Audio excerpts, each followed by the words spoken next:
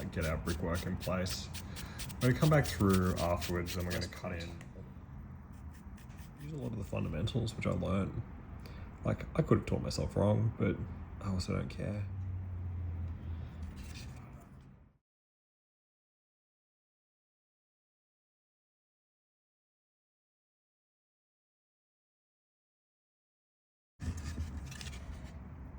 Alrighty, so what we're doing here is we're doing some interesting terrain, and the cool part about terrain is you just have, like, you don't have to actually make a match with anything else, really.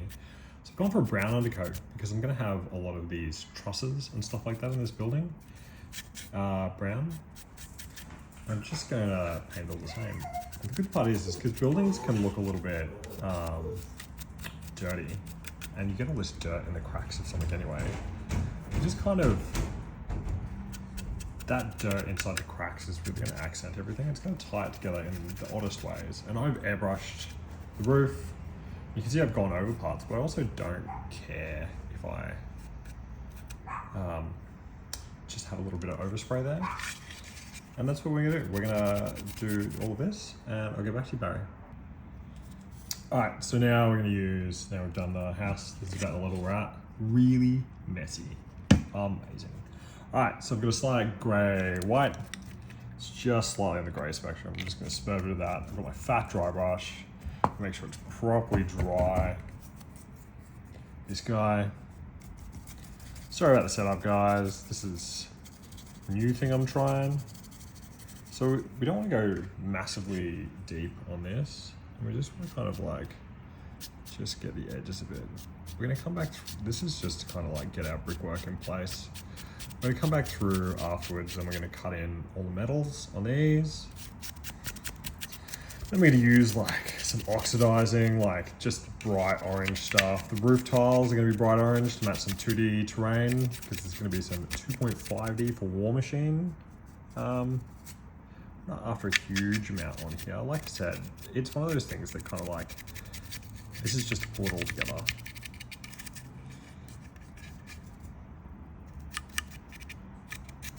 I'm doing the two buildings at the same time. I got my little puppy banana bread right up in my armpit, trying to get some cuddles while I'm doing this. She's extra cute today.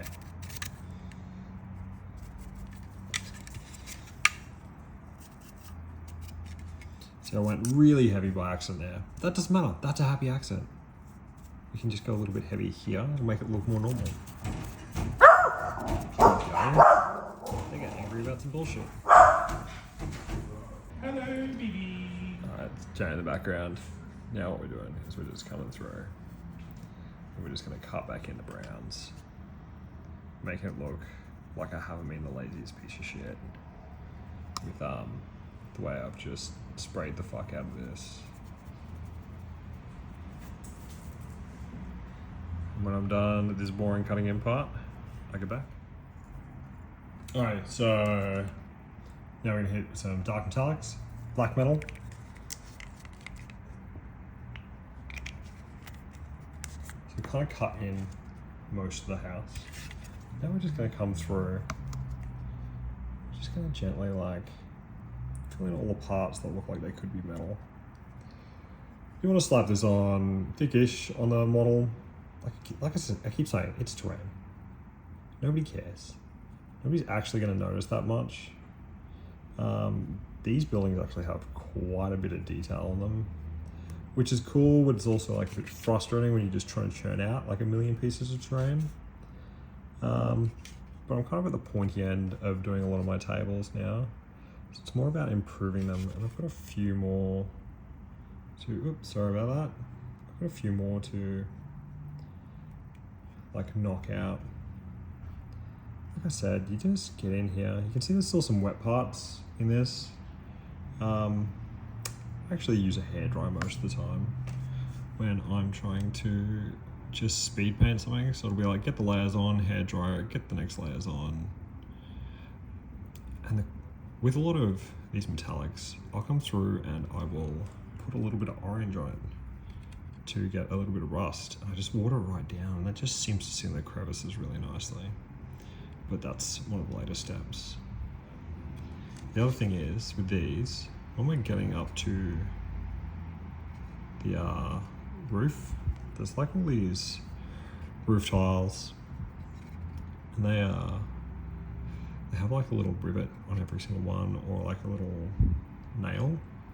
So we're not going to do those with metal straight away, because we actually have to dry brush the roof with like a what do you call it? It's like a bony color, maybe some orange and then a bone color. Because what that'll do is that'll give us all our shading and highlighting. Like I said, like, so if it's not sitting in here properly, it's terrain. Just water it down. It'll go in there nicely. So move this up here. So because next I'm going to do probably the wood with some dry brushing.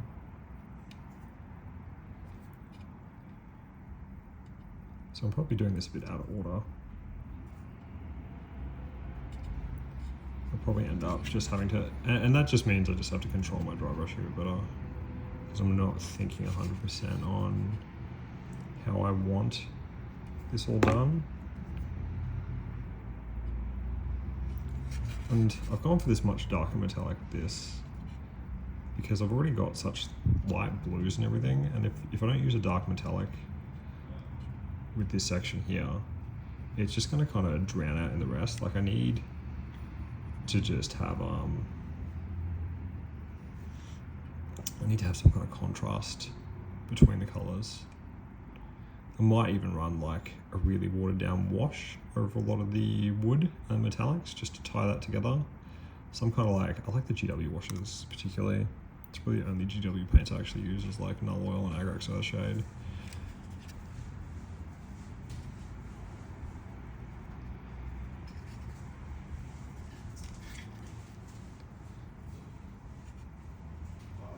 You can see we've got most around, and I've just splodged this over way too much. Again, it's terrain. Nobody will give a fuck. Nobody will notice. It's all going to be like just fine.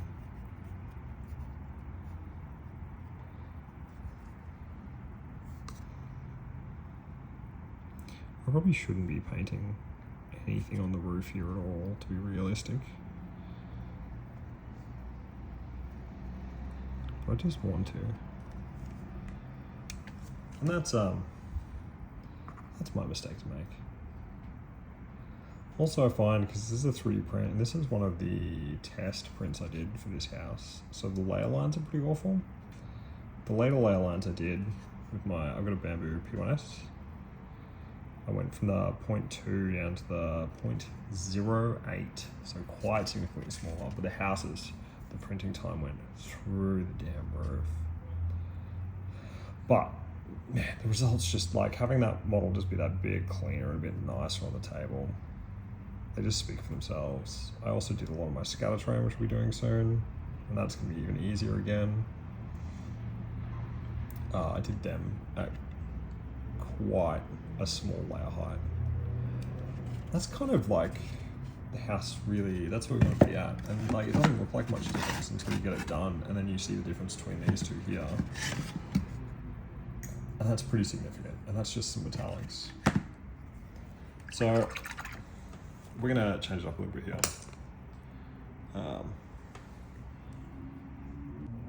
And we're going to go with what I should have done, which is start by dry brushing the orange on the roof. Because I've got the old Minis 2D terrain, which is amazing still, like it still really suits the part, and their roofs are this light orange color. So what we're going to do is we're just going to come in, and we're just going to gently coming down with the tiles, just with a bit of orange. Our varnish is going to fix so much of what looks shit on this model. It's going to make my shitty dry brushing with all these layer lines here look like it's smooth. Because that's what varnish does. Varnish does a few things. I said I use the AK Ultra Matte varnish for pretty much everything, and I go on thick. And what it does is you have different lusters and different like you'll have some paints which just sit glossier, some paints which just sit more matte. And the varnish will just really, it levels it all out to be the same thing, which can be frustrating if you're doing metallics, but I find that can often be fixed if you're really pedantic about the metallics, with like a little bit of a coming through afterwards and just touching the metallics again with just that same metallic you did, just to put that luster in the corners. And that could just be something simple like just a bit of edge highlighting or whatever. Like often the metallics don't need that much to make them really shine like you want the metallics shining. And you want this uneven. Like I don't want a nice even dry brush on this at all. I want this to be quite interesting and uneven the whole time. Again, this will just be a bit more controlled because it's the nicer one that I've done so far. So the way we do that is we just do smaller brush strokes, less paint. Because if you've got two of these houses on the same table, you kind of want them looking different enough.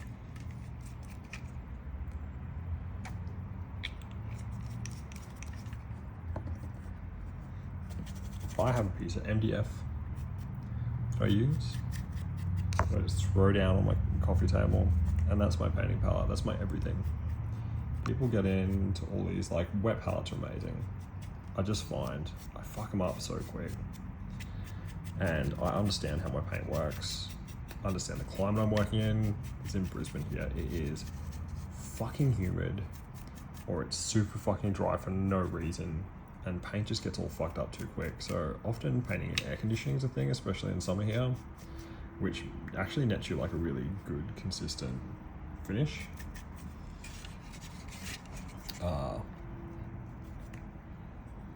Actually, undercoating your models with a rattle can here can be pretty volatile because of the humidity.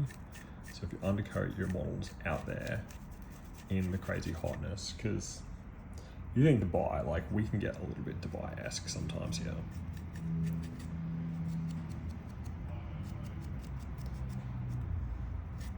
And it gets pretty shitty. That humidity just wrecks your models. I have missed all of these metallic rafter, like joint thingos here, which is fine, because we're gonna take a slightly different approach to how I thought this was gonna go.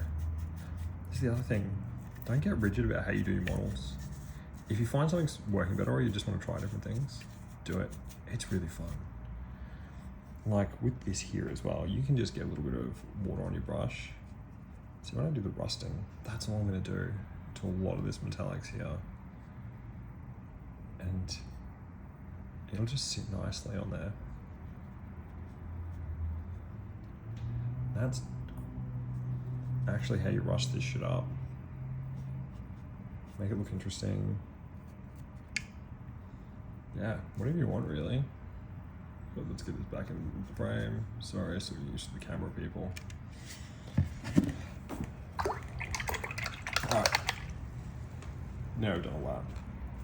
We need into some off-white. This really doesn't matter. Any kind of off-white. I'm using scale birch because it's the first off-white that I found in my box. And it looks kind of cool. I've gone for a lighter off-white with this one. So one of the things with dry brushing is you really actually have to make sure your brush is quite dry, otherwise you get some streaks on it. Again, I'm using my fat brush. This doesn't really matter. This one here is a synthetic Vlayer brush. And this works a fucking treat. Again, we're gonna go over pretty light, so I use the edge of my hand here. It's hard to see in the video, but how the paint sits on the cracks in my hand, you get more cracks as you get older as well, so that's how it's gonna sit on your model. See how this is just coming across here? And because this bony color, even though I've gone over this with like a really light gray before, you just kind of go over everything. Because what it does is it gives you like that, like it ties these together without doing anything crazy. You can do some really interesting stuff to terrain, but it's terrain. It's not gonna matter at the end of the day. This is the step I should have done before I did the metallics on the underbuilding. But again, Might just need to touch up with that. Go through, do some more controlled dry brushing on the other one instead of being so reckless. So this is all your beams need. Like this looks fine. No one's gonna be looking up the terrain this way. Ignore all this bullshit here. This doesn't matter. Don't get pedantic. Get your panties out of a twist.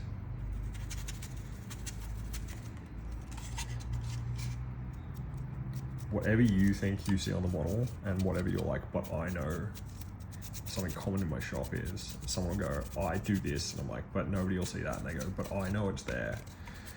It's like, man, you won't, once you've done 100 models or whatever, if you're doing a 40K army, you're doing like 10,000 fucking models, like, holy shit, man, you're not gonna notice which one's which. You're not gonna notice which one has the pink G-string painted on, just like poking out of its little pants. It doesn't matter. I sat down and painted a Convergence Osiris army with one of my locals a couple of months back. And turned out really well. I was really happy with it. I've got to touch up some more models for him, which I might do a little video on. And he was surprised at how much I'm just like, no, that's too much, do less. You're doing, like, you're trying too hard. And that's a lot of painting, is just chilling the fuck out. And like, you can already see the difference in the roof between the two sides. Again, I know I keep harping on about the airbrushing, these fucking layer lines, ridiculous. This is all gonna come together nicely when it's varnished. Throw my paintbrush. Man, I need recommendations for like a gimbal or something for my phone, so I can record these videos a bit better. So something I can, like, some kind of mount I can just buy on Amazon, and then just have the phone like twisted around so I can see what I'm doing properly and have you guys see it without me getting on some weird angle. Especially if I'm going to be doing more of these videos. I really appreciate all the engagement as well, guys. Like, it's been really positive to see the few small videos I've done go out there. Get like people commenting and just chit chatting on there. Getting some good likes. Just thanks, guys. Thanks for showing me that there's a hunger out there for some painting videos. So you can see the difference again between those two guys. Like this, like any of your off-whites are gonna give you that sun-bleached look color. Let's see where I've missed heaps of shit on this. It doesn't matter. It doesn't fucking matter. I won't notice. No one will notice soon enough. Everyone will just walk in. There'll be like 20 tables of bullshit done, and they'll be like, sweet terrain. They won't notice that I've purposely gone out and I've put an off-white here instead of a white. They won't notice this little bit of rust on there that looks pretty fucking cool. Like, that's not even dry yet.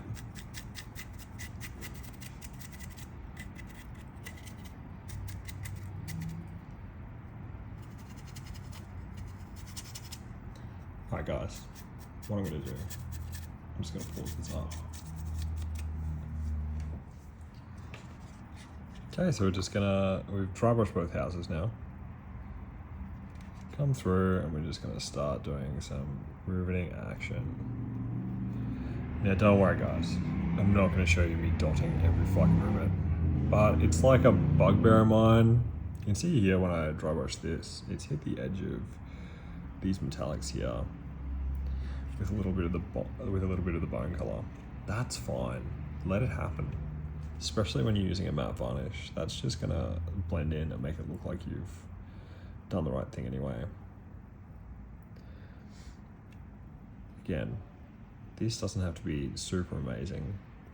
If you paint every fucking rivet on a model, it brings it out to a level that you never would have guessed.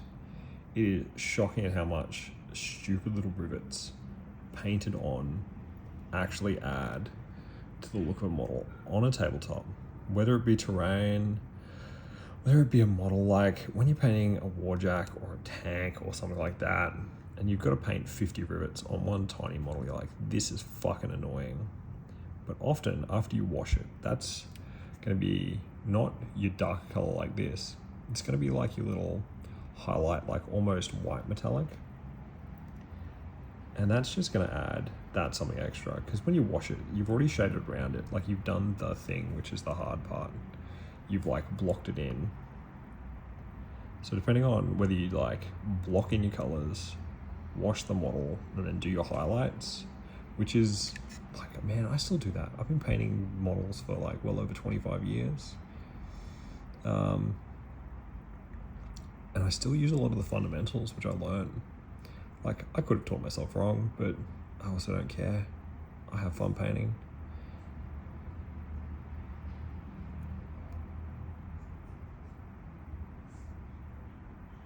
And I'm using a fat, worn out old brush to do this. This is not a precise thing. This is just fine. Because again, no one's gonna notice.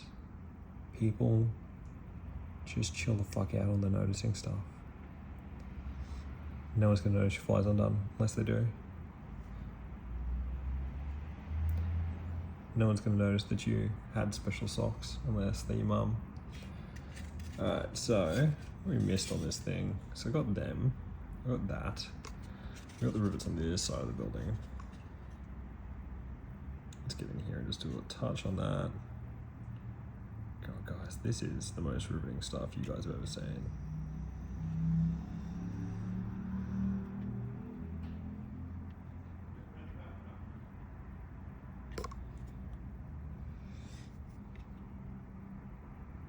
I'm not going to make you sit through the second building. In fact, let's fast forward through time. Dun dun! Look at this riveting experience. Look at that. So it's not a huge amount of work. It does make a lot of difference. So you can see the difference.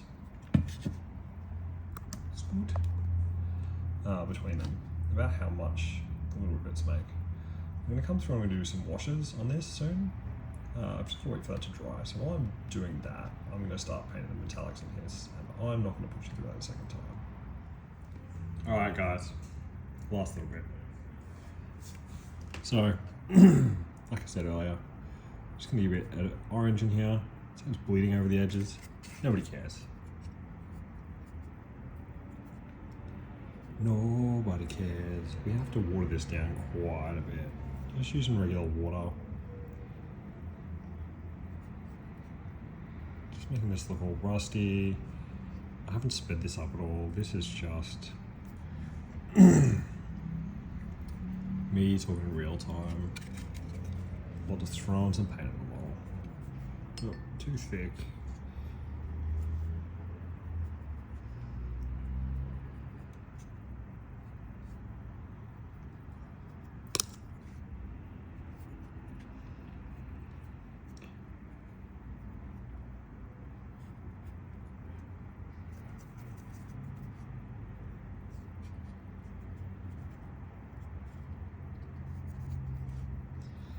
So yeah, this is I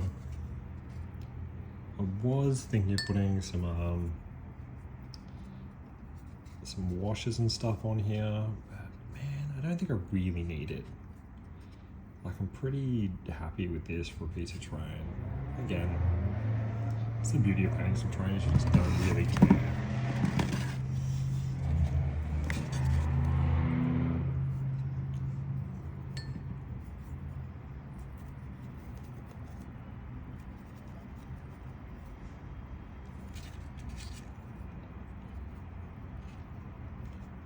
You can also do this a bit drier, so instead of going wet, so it just sits in the crevices, you can really get in there, and I'll show you on this next bit here. From this, you can get in here and just like take a bit of paint off your brush, and just really rust it in. And you want to kind of get good sponge this as well, but the sponging's going to go all over everything, so nobody cares. Just again, get in here and make this a bit brighter. The parts are already done. It's the one, like, you've got to think with a lot of rust and stuff like that. This looks good enough, but rust in real life hits all your surfaces and all your edges first. So realistically, rust should be like up here on your edges. that's how rust actually sits, and then it kind of sits in crevices and pools down the bottom. But it doesn't really look that cool when you do it that way. Like having it just sitting the edges actually looks a bit cooler. So you can see how this is pooling at the bottom of this bolt here. So you can have a little bit more orange there, just some dabs.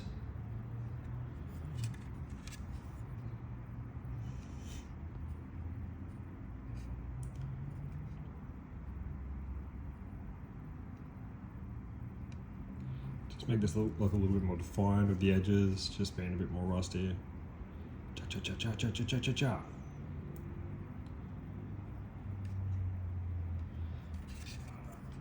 And see, this one kind of blends into nothing. So we just come in and we just hit the edges, make it look a bit more rusty around the bottom of the bolt where the shoe pulls. It just makes the outline of that look a bit more something something.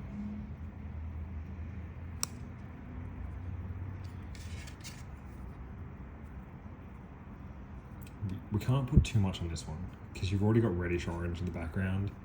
Like putting too much on this is just going to make it look like the roof. So we've got to be a bit more careful with that one there. Yeah guys, thanks for joining me on this adventure. We're doing this. They're looking pretty good for what is just tabletop terrain.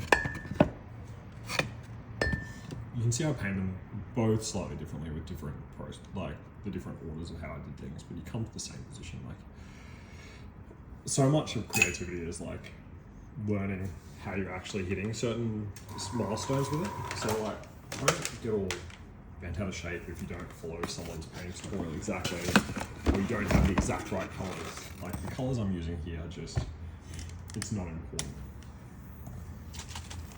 Now, use this Ultra Matte Varnish. You can see how much it cost me when I bought it. I like big bottles because they're pretty cheap. I think they're like 10 or 15 bucks, depending on the country you live in. Then I'm just putting a new start at the bottom, and down the top.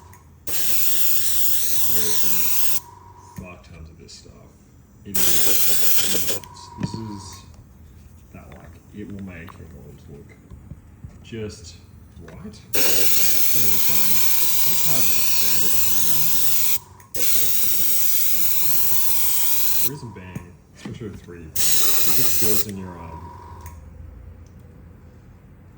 ley lines quite nicely, and it does a bit of everything. So I'm gonna grab my hairdryer and I'm gonna dry this out real quick so you can see the difference.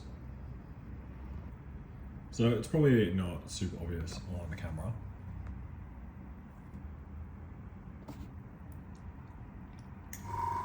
But it brings it into a really nice, how